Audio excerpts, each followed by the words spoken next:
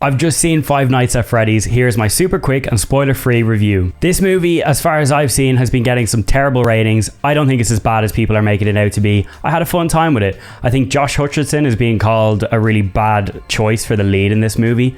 I actually really liked him. A lot of people have been saying that he barely even dipped his toes into this performance. I actually thought he was very good, and I thought he was quite layered, and I liked his character development. And I think Matthew Lillard as well, he's not in this movie quite a lot, to be honest, but he was a nice addition too. I think the animatronics are really well done. You can tell that a lot of time and effort was put in to make them look really cool. But is this movie scary and does it live up to the hype? I don't think so. It's not scary. So if you think that you're going to go into this like super scary horror gore fest, it's not that. And I do think that it might struggle from not getting a higher rating. I literally said the same thing last week with It Lives Inside. I think if that movie had a higher rating, more blood, more gore, more kills, it probably would have been much better. And I have to say, I think the same is to be said for this movie.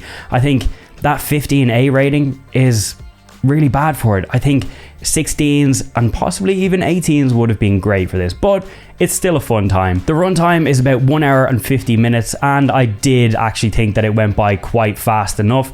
Didn't feel the runtime, thought the pacing was quite good. And overall, it was just a nice time. And you know, I've never actually played the games myself, but I know how big and how much of a cult there is around it. So I think it's great to see these fans being serviced for their love of this game, and what started off as just such a small indie horror game has been turned into one of the most hyped movies of the year.